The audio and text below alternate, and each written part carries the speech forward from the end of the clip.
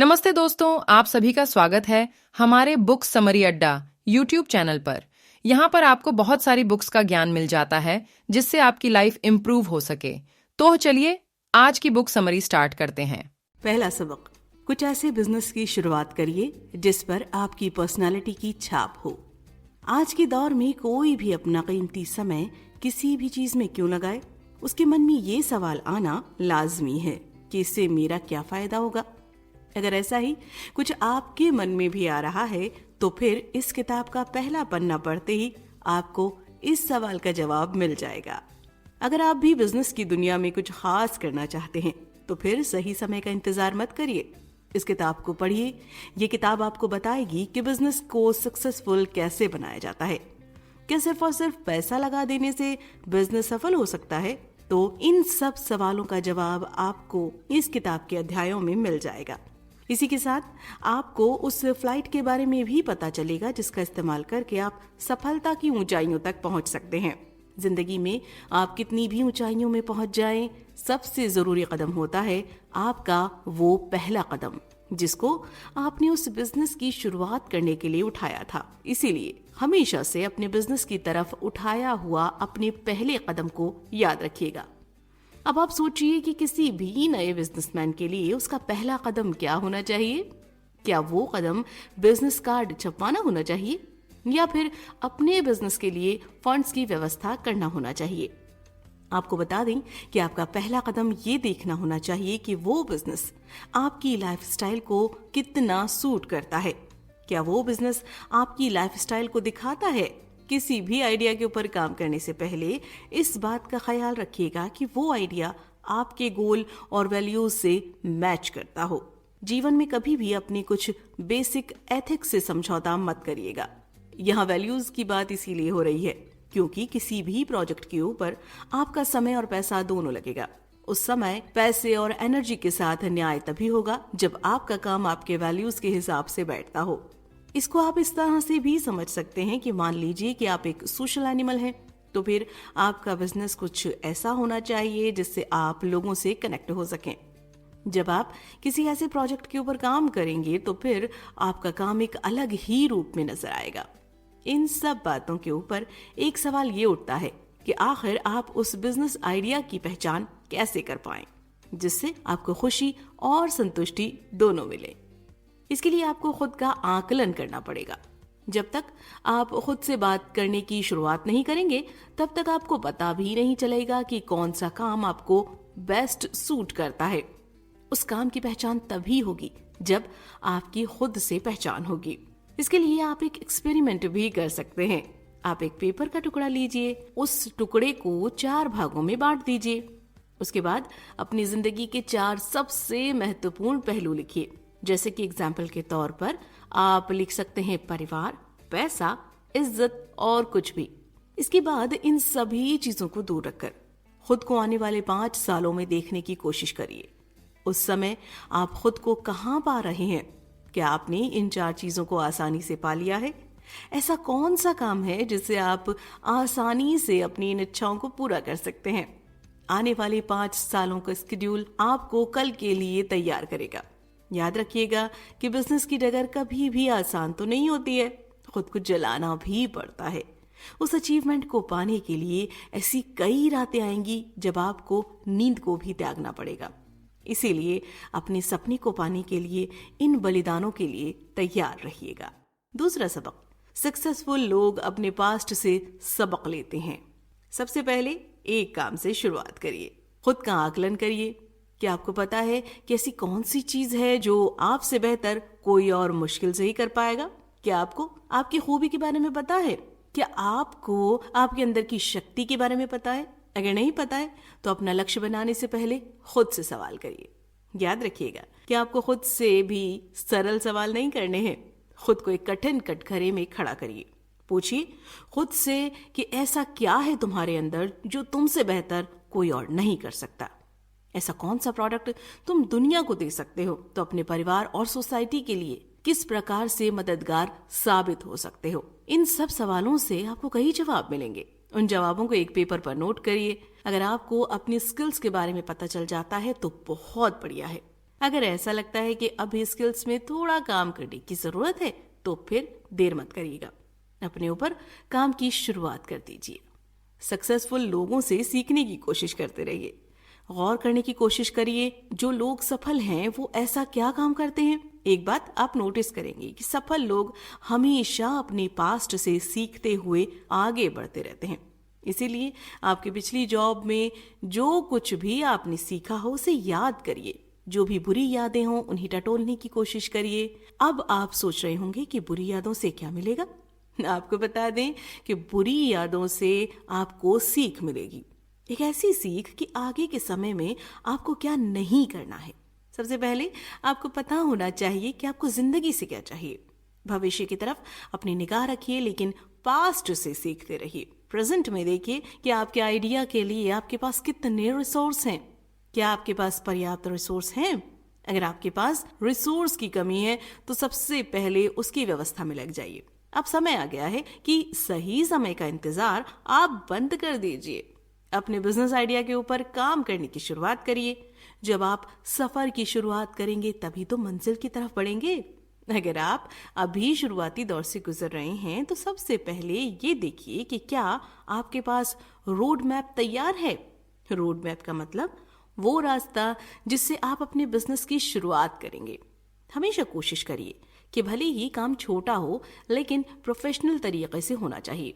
जब तक काम प्रोफेशनल तरीके से नहीं होगा तब तक कस्टमर की नजरों में आपकी एक अलग जगह बना पाना मुश्किल ही है। शुरू से ही कोशिश करिए कि रोड मैप भी एक प्रेजेंटेशन के तौर पर तैयार होना चाहिए। इससे फायदा ये होता है कि आपको एंजल इन्वेस्टर की भी जरूरत पड़ती है, तो वो लोग ऐसे लोगों के ऊपर भरोसा करते हैं जिनको प्रोफेशनल रहना आता है।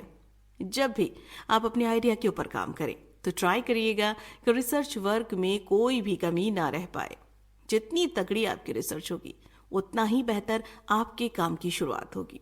अगला कदम आता है, आप अपने आइडिया का एक स्लोगन तैयार करिए। वो स्लोगन कुछ ऐसा होना चाहिए जिससे लोगों का दिमाग तुरंत आपके आइडिया के ऊपर आ जाए। स्लोगन को बिजनेस के शुरू होने से पहले ही वायरल कर दीजिए। वायरल करने के लिए आप सोशल मीडिया का सहारा ले सकते हैं। तीसरा सबक, अपने आइडिया को छुपा कर मत रखिए, फीडबैक लीजिए। एक कहावत है कि अकेले पहाड़ नहीं खोदा जाता है। कभी भी दूसरों को मूर्ख समझने की गलती मत करिएगा, ये गलती आपको भारी पड़ सकती है। कभी ये मत सोचिएगा कि मेरे पास तो ग्रेट आइडिया है। याद रखिएगा कि इंसान के दिमाग में कभी भी परफेक्ट आइडिया एक बार में नहीं आता है, हमेशा आइडिया को परफेक्ट बनाना पड़ता है। अब ये काम कैसे होगा? इस काम के लिए आपको दूसरों से बात करनी होगी, उस फील्ड के प्रोफेशनल लोगों से भी मिलना पड़ेगा। कई लोगों से डिस्कस करने के बाद उनका फीडबैक लीजिएगा। नेगेटिव फीडबैक को अच्छे से पढ़िएगा, उससे आपको पता चलेगा कि कहाँ सुधार की जरूरत है। इसके लिए लेखक खुद का एक्सपीरियंस शेयर करते हैं। वो कहते हैं कि एक समय वो फूड ट्रक का बिजनेस शुरू करने वालों के लिए एक वेबसाइट बनाना चाहते थे, जिसके लिए उन्होंने कई ओनर से बात करनी चाहिए। लेकिन उनको सभी की तरफ से एक सवाल मिला कि क्या उनके पास पहले से फूड ट्रक है। इसके जवाब में लेखक ने कहा कि नहीं। इस सर्वे के बाद लेखक को समझ में आया कि उन्हें अपने आइडिया के ऊपर काम करना पड़ेगा। कोई क्यों ही उनसे सलाह लेगा जब वो उस बिजनेस में है ही नहीं। इसके बाद लेखक को समझ में आया कि अभी उन्हें इस आइडिया को पूरी तरह से रीशेप करने की जरूरत है। इसके बाद आपके सामने अगला लक्ष्य है, अपने मार्केट को समझने की कोशिश करिए। ये देखिए कि आपका मार्केट कैसा बिहेव कर रहा है। आप अपने प्रोडक्ट से इस मार्केट में क्या नया ला सकते हैं। याद रखिएगा कि दुनिया उगते हुए सूरज को हमेशा ही सलाम करती है।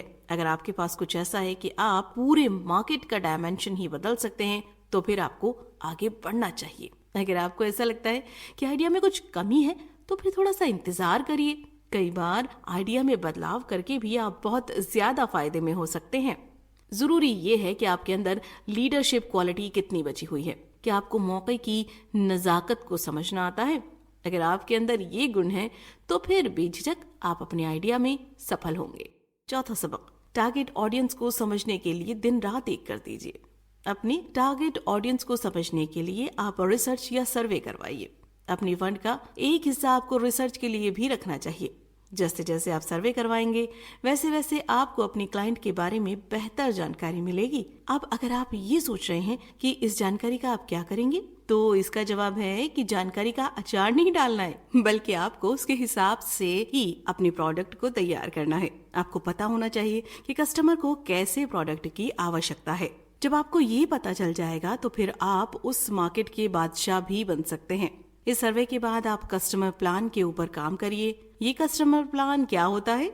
कस्टमर प्लान की मदद से आपको अपने क्लाइंट के बारे में काफी जानकारी मिल जाती है। अगर आप इतनी रिसर्च के साथ एंजल इन्वेस्टर के पास जाएंगे तो उन्हें भी लगेगा कि इस आदमी की कंपनी या प्रोडक्ट में प्रोफेशनल बातें हैं, इसे मालूम है कि इसे बिजनेस कैसे करना है। इसी के साथ भरपूर रिसर्च से आपको ये भी पता चल जाएगा कि अगर आपका प्रोडक्ट सक्सेस नहीं होता है तो फिर बैकअप प्लान क्या है। अपनी बैकअप प्लान के बारे में भी सोचना आपका ही काम है। अपने बिजनेस के बारे में जितना आप रिसर्च करेंगे उतना ही आपको ज्ञान भी होगा। कई बार तो ऐसी चीजों का पता चलेगा जिससे आप पूरी तरह से अनजान होंगे। इसीलिए खुद के ऊपर काम करिए, अपने आइडिया के ऊपर काम करिए। जितनी जल्दी आप रिसर्च की तरफ आगे बढ़ेंगे उतना ही चांस होगा कि आपसे गलती कम से कम होगी। कस्टमर की जरूरतों को डिकोड करना ही आपका काम है। जब आप अपने बिजनेस की शुरुआत करने वाले हैं तो ये आपकी जिम्मेदारी है कि आपको अपने कस्टमर की जरूरतों के बारे में भी अच्छे से पता होना चाहिए। आपने कई बार सुना होगा कि कठिन परिश्रम करो, कठिन प्रयास से ही सफलता मिलती है। ये बात सच है कि मिलेनियर काफी हार्ड वर्क करने के बाद ही उस मकाम को हासिल करते हैं। क्या मिलेनियर बस हार्ड वर्क से बनते हैं? इसका जवाब है नहीं।